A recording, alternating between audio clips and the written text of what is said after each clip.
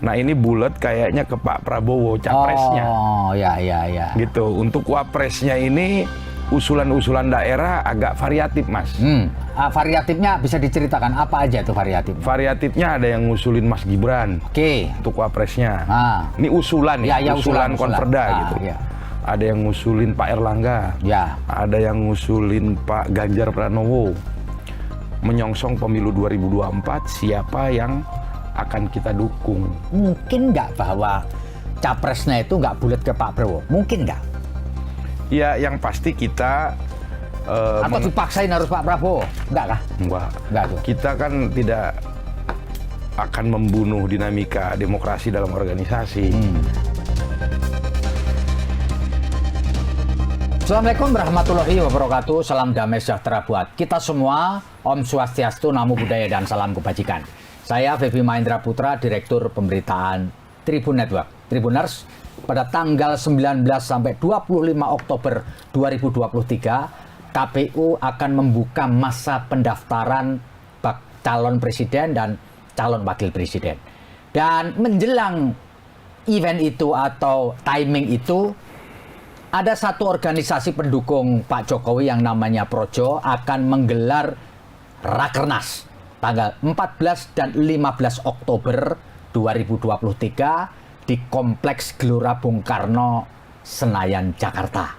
Dan tentu saja ini menarik karena di dalam Rakernas itu nanti Projo akan menyampaikan sikap mengenai siapa sih sebenarnya yang bakal didukung oleh organisasi kemasyarakatan ini. Dan telah hadir bersama dengan saya Ketua Badan Pemenangan Pemilihan Presiden Projo, Bang Panel Barus. Saya akan sapa beliau. Apa kabar, Bang?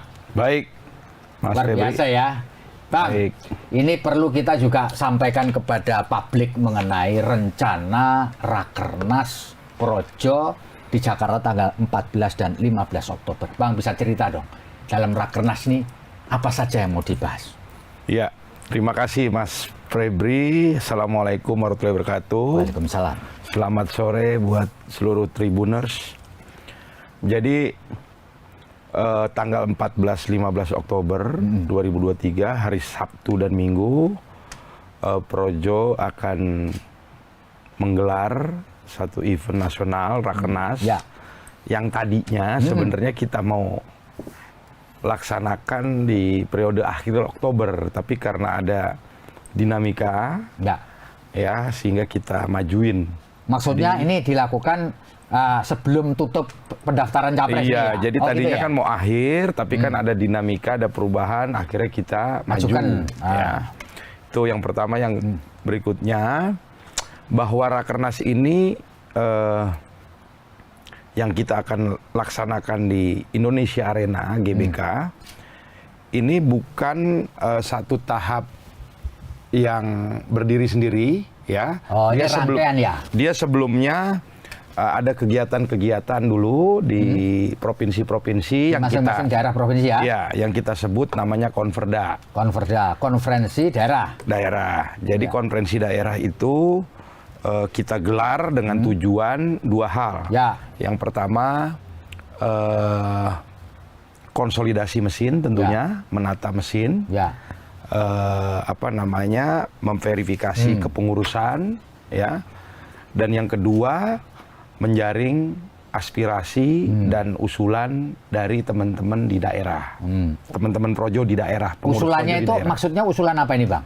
Usulan terhadap capres dan cawapres di pemilu 2024. Iya. Nah, di Konferda itu, Mas Febri, jadi di Konferda itu juga tidak sekedar usul capresnya ini, cawapresnya ini, tapi sebelum ke sana kita diskusi serius tentang apa tantangan zaman ke depan yang akan dihadapi Indonesia. Itu yang kita bahas. Yang kedua, apa program-program prioritas harapan rakyat yang harus kita titip ke calon kepemimpinan nasional ke depan. Baru kita bicara siapa yang kira-kira cocok dan pantas di titik ini gitu ya. Ya, yang pantas dan cocok menjawab tantangan tersebut. Jadi tidak tiba-tiba keluar nama, tidak. Ada prosesnya, ada diskusinya yang serius di masing-masing provinsi. Baru kemudian itu usulan-usulan itu dibawa ke Rakernas di Jakarta besok. Jadi Rakernas besok tentu kita punya keputusan final. Ya, keputusan final sikap politik Projo menyongsong pemilu 2024, siapa yang akan kita dukung berdasarkan pandangan Projo bahwa tantangan zaman ke depan ini seperti apa dan siapa orang yang mampu menjawab tantangan itu berdasarkan kebutuhannya seperti itu. Bang, ini kan konverda kan udah jalan nih. Udah. Nah, pasti ada hasilnya nih ya. Ya, lalu kemudian dibawa ke Rakernas. Berarti hasilnya bulat dong. Sejauh ini ya, ini kan karena ada percepatan ya, ada perubahan jadwal juga, sehingga kita nggak jadi menjalankan secara keseluruhan provinsi. Oh gitu. Iya. Nah, dari yang sudah terjadi di 13 provinsi. Oh, jadi yang sudah konverda 13 provinsi. Dari 35 provinsi. 34. Oh, 34. Jadi 13 dari 34. Iya.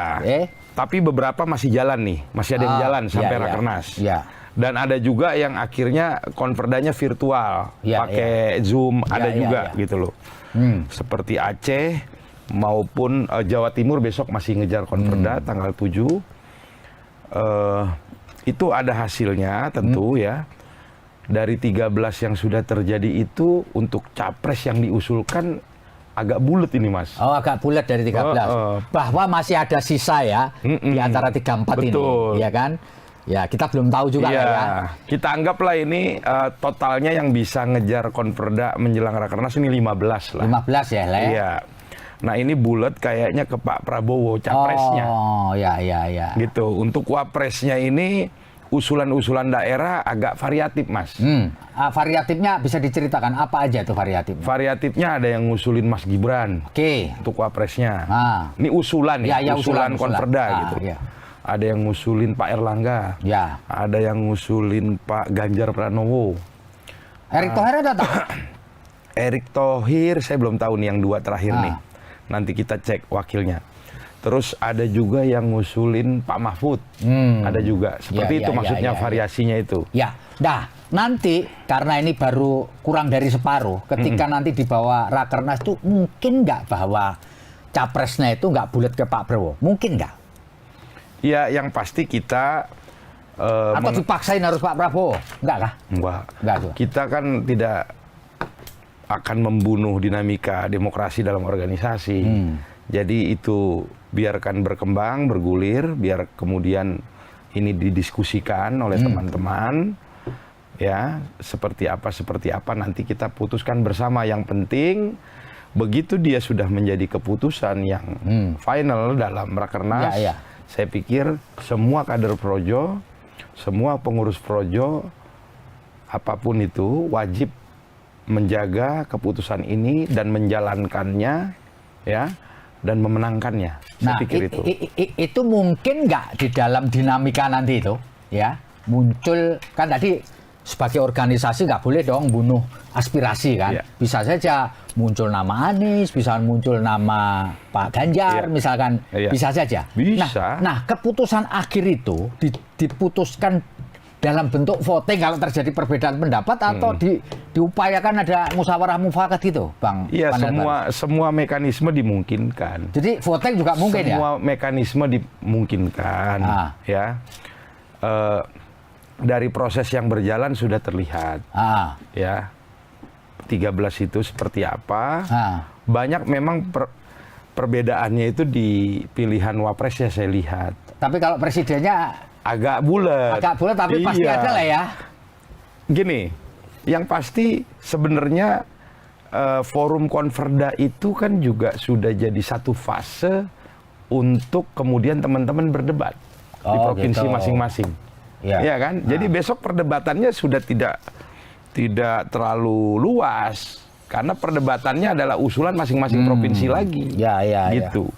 Dan yang paling mungkin nanti kan tadi disampaikan paling mungkin disparitasnya itu pada calon wakil presiden, betul kan ya? Nah itu cara pengambilan keputusannya musyawarah atau voting kira-kira? Mekanisme yang akan ditempuh? Gini, kita tidak ujuk-ujuk tadi saya bilang, tidak ujuk-ujuk ngomong capres cawapres. Kita itu pasti mengedepankan musyawarah, gitu. diskusi. Kan tadi saya bilang, teman-teman di provinsi ngusulin nama itu tidak tiba-tiba usul ini gitu, tidak. Karena diskusi dulu, cukup panjang itu, nih tantangan ke depan kayak apa sih? Oh gitu ya. Apa sih yang akan dihadapi Indonesia ke depan? Menurut kita, sementara ini ada 4. Apa itu? Ada 4 isu yang krusial tentang tantangan zaman ke depan. Yang pertama terkait ketidakpastian global, ya. Yang kedua tentang recovery ekonomi dan lompatan ekonomi ke depan. Yang ketiga tentang keberlanjutan pembangunan, ya kan. Terus yang keempat juga ada geopolitik regional yang cukup dinamis. Itu ya. Iya, saya pikir tidak tiba-tiba juga si A si B gitu loh. Gitu, enggak. Jadi basisnya adalah apa tantangan zaman ke depan. Terus yang kedua, kita juga punya nilai yang kita ingin perjuangkan, yang kemudian kita akan titipkan ke calon pemimpin ke depan, sehingga kita nggak ngasih cek kosong ke pemimpin itu. Apa? Ada di kita itu ada hasil musyawarah rakyat, yaitu agenda 711. Jadi ada 7 agenda kebangsaan dan 11 program prioritas harapan rakyat. Ya, itu juga akan kita titipkan ke calon pemimpin yang akan kita dukung, gitu Mas. Dan ini suara rakyat 711 ini. Gitu loh. Terus begini, pertanyaannya, berarti sebenarnya Projo ini yakin bahwa 4 agenda strategis ini, penting ini, bisa dilaksanakan atau bisa ditangani oleh Pak Prabowo berarti. Kan gitu kan? Anunya, logikanya kan begitu. Kalau teman-teman dari 13 tadi itu lebih bulat ya, nanti 15 lah ke Pak Prabowo, agendanya 4 strategis ini, ya, tantangan ke depannya, berarti Projo, sebagian Projo menganggap atau berpendapat bahwa Pak Prabowo bisa mengatasi 4 hal ini. Saya pikir untuk sementara ini harus diasumsikan begitu. Oh gitu. Dari 13 konverda, teman-teman pengurus Projo di daerah berdiskusi. Seperti itulah pendapat dan usulannya, gitu ya. Tapi ingat, keputusan akhir itu adanya di Rakernas, yang mengikat ya, dan harus kita pegang bersama untuk kemudian kita perjuangkan juga bersama-sama. Tapi gitu. Hampir pasti bahwa arahnya ke Pak Prabowo ya, hampir pasti, masih belum bulat betul tapi hampir pasti ya. Kalau berdasarkan usulan konverda seperti itu, berdasarkan usulan konverda 13 provinsi, gitu. Kita pengennya bulat 34 provinsi, cuman waktunya nggak mungkin. Kalau tadi sampai November mungkin masih kekejar. Ada percepatan. Iya, ada percepatan tadi. Namanya saja Projo ini ya kan, ya nggak diubah sampai sekarang. Bukan apa namanya pro Prabowo, gitu, Projo tetap ya. Jadi ini Rakernas Projo. Lah iya. Rakernas Pro Jokowi. Lah iya, Rakernasnya Jokowi nih, Mas. bukan Rakernas yang lain ini. Lah iya, bukan Rakernasnya pro Prabowo kan, bukan.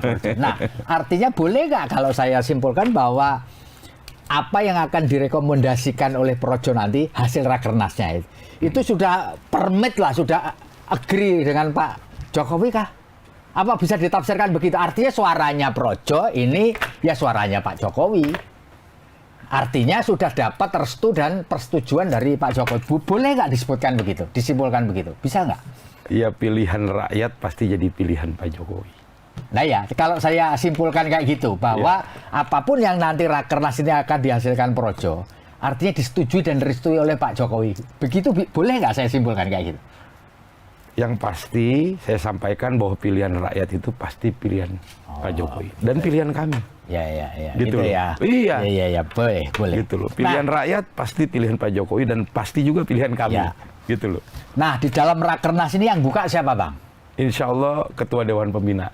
Dalam konteks ini Pak Jokowi. Pak Jokowi. Ya. Apakah dalam konteks ini selain Pak Jokowi juga dalam ini pembukaan loh ya. Pembukaan. Ini akan mengundang pihak-pihak lain, Bang. Di luar Pak Jokowi tentu saja. Iya. Kan seperti kita ketahui, Pak Prabowo kan sudah dapat dukungan dari satu Partai Golkar, PAN, satu dari Gerindra sendiri. Apakah mereka-mereka ini ketum-ketum ini juga akan Abang undang atau gimana nih? Yang pasti di acara pembukaan ya. Pembukaan. Pembukaan ini kan sifatnya terbuka. Ya. Ya, di pembukaan ini akan dihadiri tidak kurang dari 21.000 kader Projo dan simpatisan Projo di seluruh Indonesia. Ya, di luar itu juga kita akan mengundang tamu-tamu spesial lah ya. Tamu-tamu yang kita undang. Itu kita akan undang. Siapa? Ya banyak. Saya nggak hafal juga daftarnya. Ya, yang pasti cukup banyak yang kita undang. Dari partai politik kita undang. Dari simpul-simpul relawan juga kita undang. Gitu. Semua kita undang. Teman-teman media kita undang. Ya. Semua kita undang. Bang, tadi kan disebutkan manakala ini sudah menjadi keputusan, maka semua kader, semua anggota harus tegak lurus menjalankannya gitu ya. Iya. Kalau ada yang nyimpang gimana, Bang? Keluarin atau gimana tuh? Enggak, atau diadili dulu atau ada. gimana tuh? Biasa aja. Hah? Biasa aja. Jadi Kalau ada perbedaan ya kita selesaikan dalam perdebatan di internal organisasi.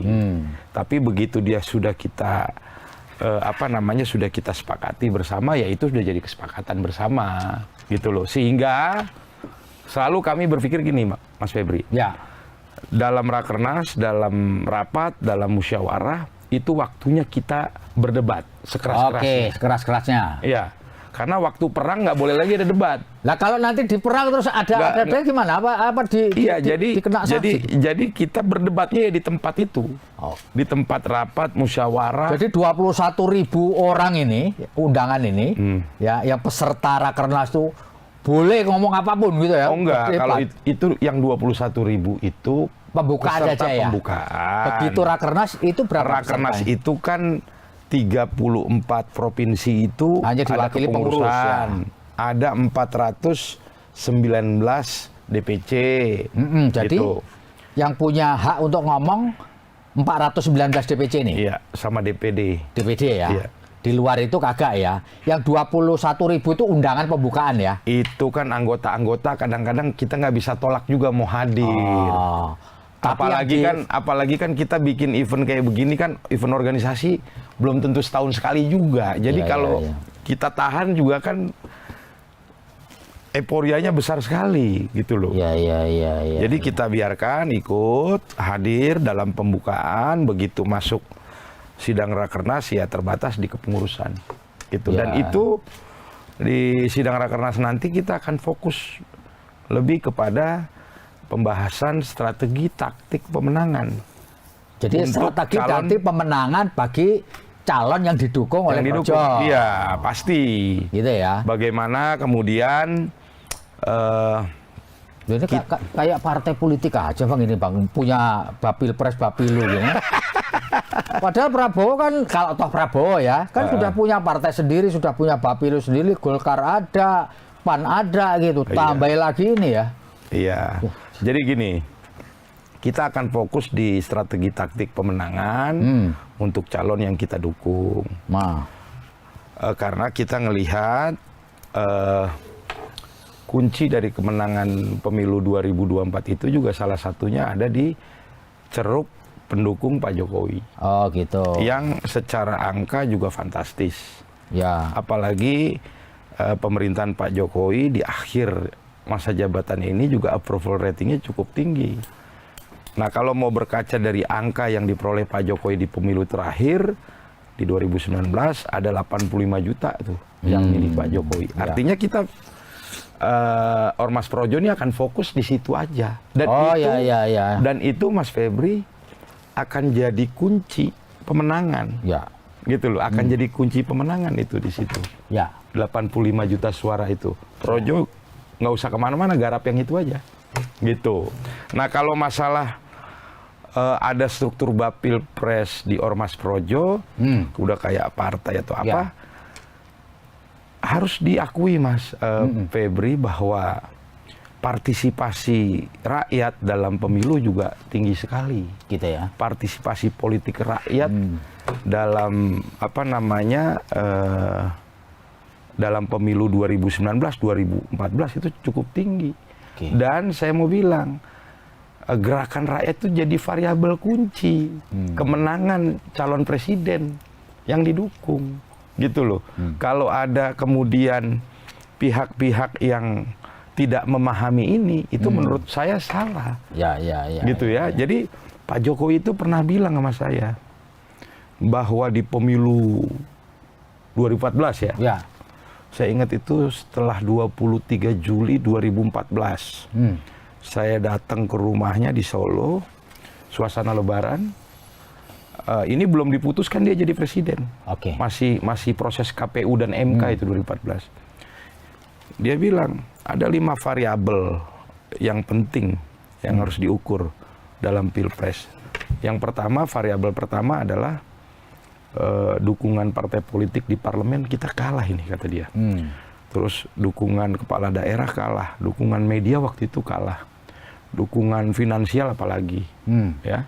Terus Pak Jokowi bersyukur, dia bilang dia punya variabel kelima yang jadi variabel pamungkas. Apa Pak? Ya relawan yang door to door yang sangat militan ini, gitu loh. Beliau yang menyampaikan ke saya itu, gitu Mas. Jadi itu jadi variabel penting. Jadi menurut Abang gerakan rakyat tuh jadi variabel penting. Relawan itu lebih signifikan daripada partai gitu kira-kira. Saya nggak bilang begitu. Semuanya kan punya perannya masing-masing gitu ya. Punya perannya masing-masing. Punya wilayah kerjanya masing-masing gitu. Jadi semua punya peran, ya relawan punya peran, ya partai politik juga punya peran. Partai politik perannya apa? Salah satunya adalah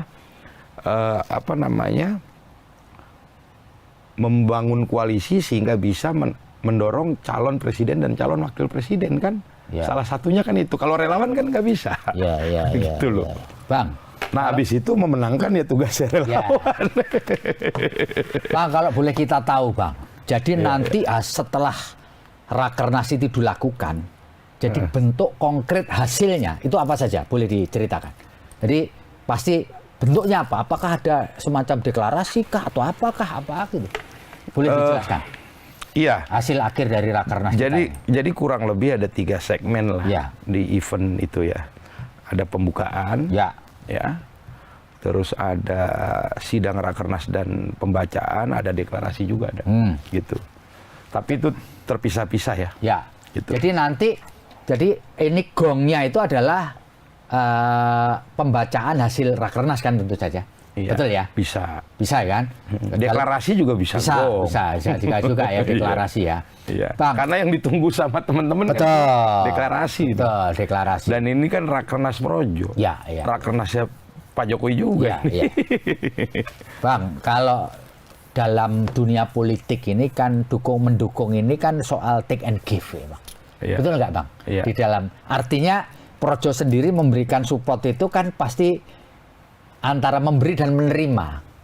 Jadi istilahnya itu Projo ini dapat apa sih sebenarnya dari bentuk support kepada siapapun nanti ya, tapi sebut saja Pak Prabowo gitu. Ini kan pasti pertanyaan ini gara-gara Mas Febri lihat sekarang ketua umum kami jadi menteri. Ya, itu penting Bang, supaya kita nggak salah paham toh. Iya, tapi yang pasti kita mendukung Pak Jokowi itu karena nilai, Mas. Terus terang, apa sih yang membuat kita bertahan dengan Pak Jokowi ini? Karena ya nilai. Value. Karena nilai. Nah, sekarang kan bukan gitu Pak Jokowi lagi yang didukung. Apakah juga sama? Saya pikir sama. Value juga ya? Iya dong. Lah, masa kita setelah Pak Jokowi membuat sesuatu yang luar biasa buat bangsa ini, kemudian kita nggak bertanggung jawab untuk memastikan keberlanjutan itu terjadi. Ya buat apa? Nanti jadi restart lagi. Iya kan? Dari nol lagi. Jadi kepentingan kami setinggi-tingginya karena itu. Ingin memastikan ya bagaimana keberlanjutan pembangunan ini terjadi, Mas. Jangan sampai kemudian rakyat salah pilih gitu ya. Ini kan pemilu ini kan seperti kita masuk restoran mau pilih menu. Iya kan, Mas? Mau yang jalan tol dari Aceh sampai Lampung itu benar-benar terkoneksi atau tidak? Karena jangan sampai salah pilih nih. Kalau salah pilih ntar nggak nyambung nih tolnya. Gitu loh. Tol di Papua, di Sulawesi, Iya kan? Gitu loh. Jadi saya pikir yang paling penting itu bagaimana memastikan keberlanjutan pembangunan yang sangat fundamental yang sudah dilakukan Pak Jokowi untuk dilanjutkan kembali untuk rakyat. Gitu Mas. Terus yang kedua, kita juga butuh pemimpin yang paham atas tantangan ke depan. Salah satunya yang sering disampaikan oleh Pak Jokowi adalah ada momentum emas di depan ini dalam 13 tahun ke depan ini. Sebaiknya kan pemimpin tuh harus paham bagaimana memetik momentum itu supaya Indonesia ini sebagai sebuah bangsa bisa lompat jadi bangsa yang besar gitu loh. Itu kan kegelisahan Pak Jokowi yang saya pikir sama kegelisahannya dengan kita juga. Kan kita pengen dong jadi bangsa besar gitu loh. Artinya kegelisahan proyek dan kegiatan kegelisahan Pak Jokowi ini pasti sama dan akan bisa dilakukan oleh Pak Prabowo, berarti kan gitu kan? Ntar dulu kalau itu Mas Febri buru-buru aja ini kan kita belum deklarasi. Iya. Ntar dulu gitu itu baru hasil konperda. Nanti kita lihat deklarasinya seperti apa. Karena kalau begitu nanti saya mendahului 34 DPD dan 419 kota kabupaten pengurus projo. Jadi bahasa Jawanya namanya gigi mongso namanya. Apa? Mendahului. Kemajon tak apa katanya. Kemajon gitu. Jangan gitu. Biarkan proses ini berjalan, jadi semua merasa ikut partisipasi, ikut berdebat, gitu kan? Sehingga juga semuanya harus punya kewajiban yang sama menjaga keputusan itu dan memenangkannya dalam tindakan di lapangan nanti. Gitu Mas. Tadi ada suara yang muncul dari bawah dari konverda itu mengenai nama Gibran Rakabuming. Betul ya Mas ya? Ada. Nah, bagaimana sikap Projo sendiri? Apakah munculnya nama Gibran ini? Kalau saya boleh tahu dari Bang Panel Barus, dari mana sih munculnya? Apa reasoningnya apa kira-kira Bang?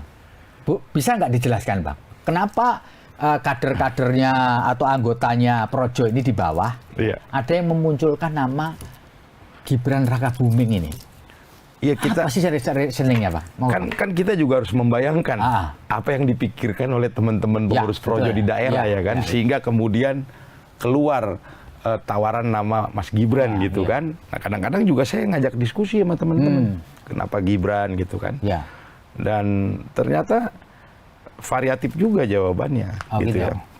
Yang pertama, kalau kita mau bicara pragmatisme dalam pemilu, mau menang gitu ya, mau menang. Besok kan di pemilu 2024, ceruk pemilih anak muda ini kan mayoritas Mas. Gitu ya? Ya betul. Ada 52% kurang. 52 gitu something lah ya. Iya. Dan kita juga pengen, itu satu ya. Yang kedua kita juga pengen anak muda ini juga terwakili dalam dunia politik. Sehingga apatisme politik dalam sektor anak muda ini bisa berubah. Gitu loh. Banyak anak muda kita yang apolitis Mas. Gitu. Yang ketiga, saya pikir butuh bridging, butuh jembatan lah ya kepemimpinan muda hari ini untuk kemudian menjemput momentum emas Indonesia 2045 nanti. Gitu loh. Lompatan ekonomi nanti. Kan itu juga harus disiapin. Gitu loh. Terus yang keempat, saya pikir anak-anak muda ini kan lebih nggak punya beban. Ya toh? Terus keberaniannya luar biasa. Energik, inovatif. Gitu loh. Kalau orang tua kadang-kadang kan relatif konservatif. Anak muda tuh punya yang kayak gitu Mas. Gitu loh.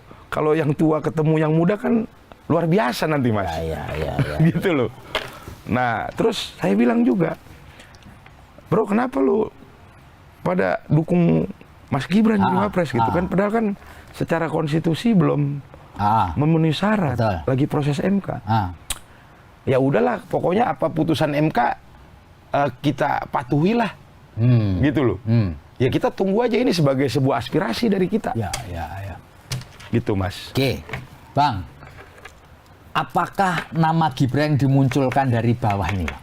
Sempat disonding juga kepada bapaknya dalam konteks ini kepada Pak Jokowi. Kan Projo ini kan punya hubungan dekat lah dengan Pak Jokowi. Apa pernah nggak disonding-sonding gitu Pak?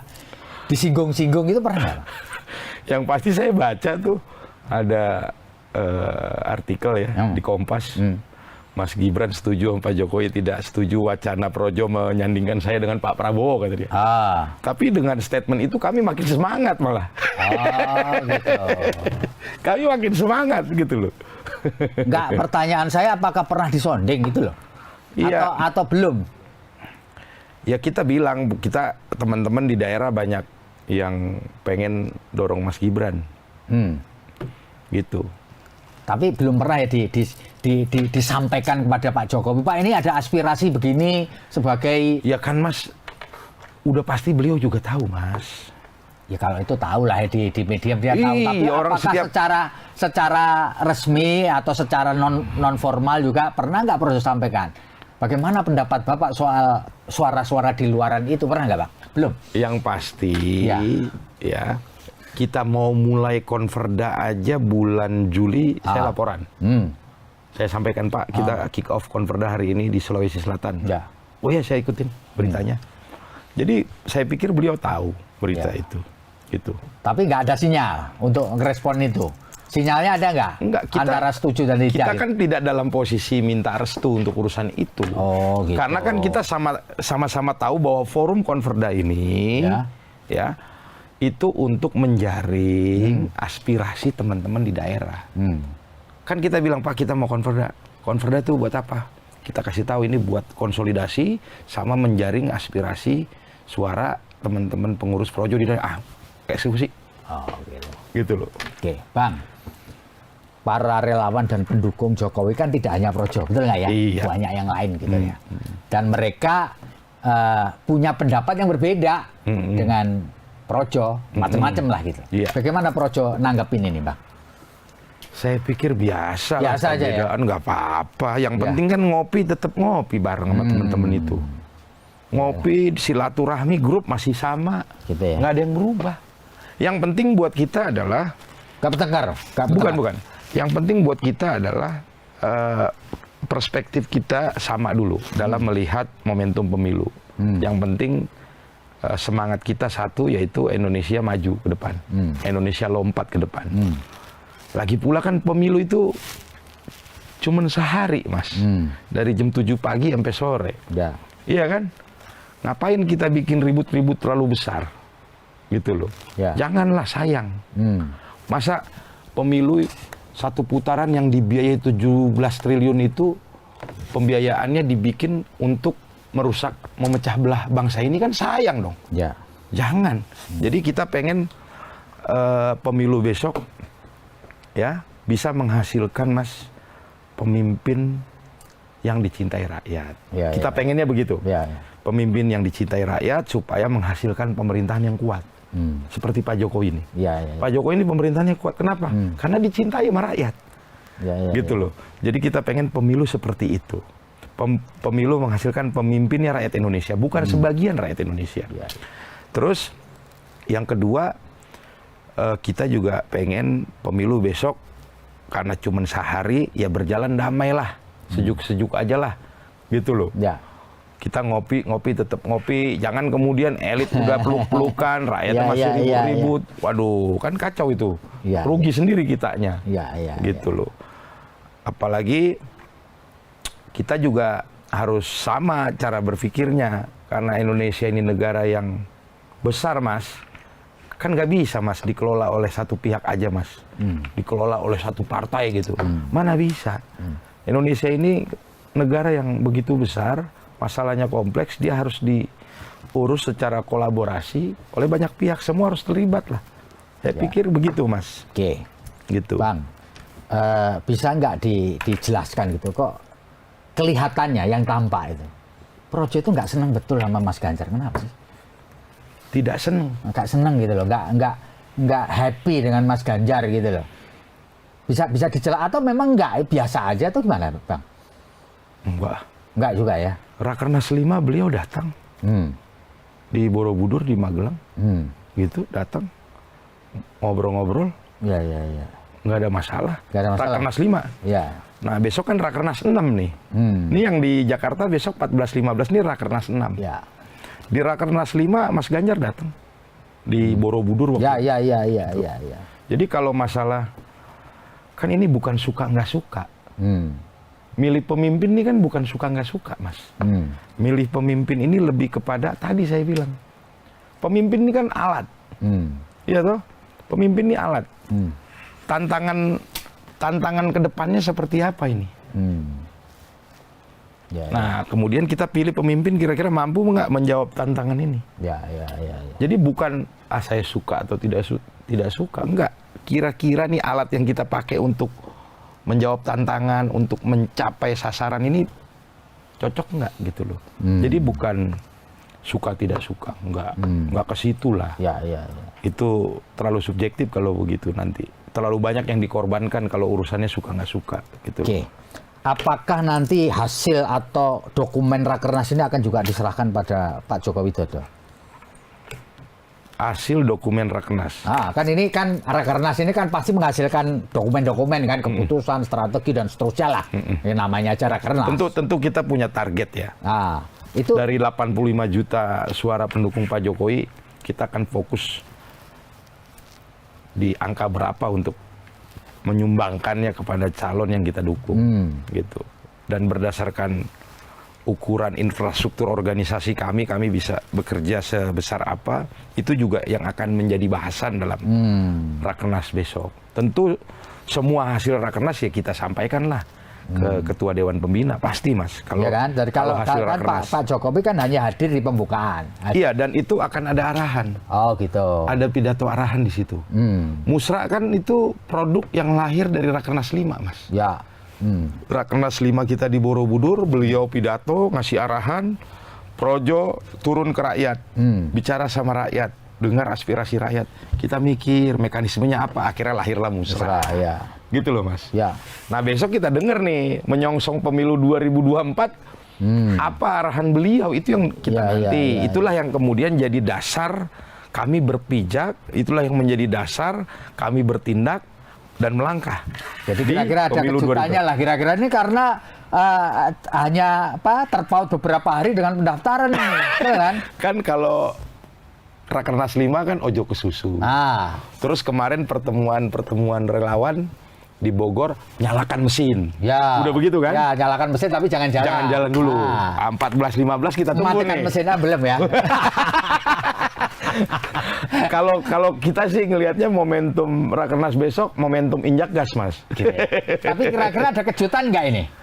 Kasih sinyal lah, hasil Rakernas itu ada kejutan nggak, terutama wakil nih? Pasti banyak kejutan. Banyak kejutan. Pasti banyak kejutan. Jadi kalau udah banyak gitu, kejutan kan nanti kita nontonnya kan enak nih, harap-harap cemas gitu kan, ya kan, betul nggak?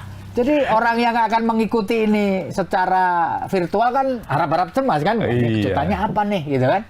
Apa nih yang, karena ini kan Rakernas ini boleh dibilang bahwa sinyal Jokowi ini kemana dan apa yang dilakukan oleh Projo, kan namanya tetap Projo bukan Projo kan? Siap gitu, Mas. Projo, Mas. Nah, artinya Bang Barus boleh setuju dong kalau nanti bahwa di hasil Rakernas itu ada kejutannya gitu kan? Harus ada kejutan. Harus ada kejutan. Kadang-kadang kita sendiri terkejut. Ini yang repot ya. Kita aja, kita mau bikin kejutan, kita terkejut juga kan. Ini bahaya ini. Bahaya ini. Terkejut ini.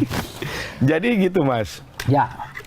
Pasti ada kejutan, jadi kita juga undanglah semua teman-teman media untuk juga nanti hadir di sana. Seperti apa. Dan yang pasti momentum Rakernas 6, 14 Oktober, 15 Oktober itu jadi momen injak gas buat kita. Gaspol. Ya, gaspol gitu. Ya. Oke. Bang, ini pertanyaan terakhir saya, Bang. Ini pamungkas nih ya. Nah, setelah nanti hasil Rakernas ada calon presiden dan calon wakil presiden yang didukung oleh Projo. Ya. Pertanyaannya adalah, logistiknya ini dari mana, Bang? Untuk menggerakkan, tadi kan injak gas toh, push lah, injak gas ini kalau bensinnya tak ada, ini ngefong, Bos. Ngefong ini, Bang. Iya. Gimana ini? Iya, jadi kita ini kan bukan partai politik. Ya, betul. Kita ini kan organisasi massa. Ya, yang Mas Febri juga tahu, 2 kali pemilu. Ya, 2014, 2019. Jadi Yang kita kelola memang lebih kepada partisipasi rakyat. Oh gitu. Yang kita kelola lebih, lah ya, kira-kira gitu ya? yang lebih kita kelola adalah gerakan rakyat, partisipasi rakyat. Jadi karakteristik swadaya itu nggak boleh hilang.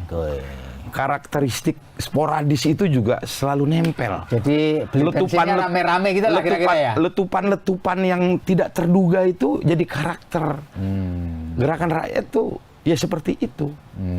Swadaya, sporadis, ya. Tapi kalau ada boher yang nyumbang kan nggak apa-apa toh? Ya sepanjang itu tidak melanggar aturan kita nggak ada masalah. Masa kita menolak orang baik kan nggak boleh, Mas. Orang mau berpartisipasi kan bentuknya banyak, Mas. Senyum boleh, kan? Doa boleh, ngirim Indomie ke posko boleh, kan? Kan variatif, Mas. Gitu loh. Gitu. Bahwa nanti ada. Dan yang paling penting kan partisipasi adalah di pemilu ya. Yang paling penting hadir, memberikan suara, dan jangan salah pilih. Jangan salah pilih pemimpin, ya pilihlah pemimpin yang kalau menurut kami adalah pemimpin yang mau melanjutkan apa yang sudah dilakukan atau dibangun oleh Pak Jokowi. Jangan sampai jalan tol nggak selesai di Jawa, ya kan? Di Sumatera, di tempat lain, bendungan-bendungan, airport, gitu ya. Terutama IKN juga kan? IKN terutama, gitu loh. Ya. Oke. Demikian Tribuners, ngobrol kita dengan Bang Panel Barus, Ketua Badan Pemenangan Pemilu dan Pemilihan Presiden dari Projo, yang nanti Projo akan menggelar Rakernas di Kompleks GBK Senayan Jakarta 14-15 Oktober, dan kita tunggu apakah betul-betul nanti bakal ada kejutan. Ikuti berikutnya. Terima kasih Bang Panel atas ngobrol kita. Terima kasih Mas Febri. Acaranya sukses Bang ya. Siap, terima kasih Mas Febri. Saya Febi Mahendra Putra pamit undur diri. Assalamualaikum warahmatullahi wabarakatuh. Shalom, Om Santi Santi Om, Namo Buddhaya, dan jangan lupa tetap bahagia. Jangan lupa subscribe ya.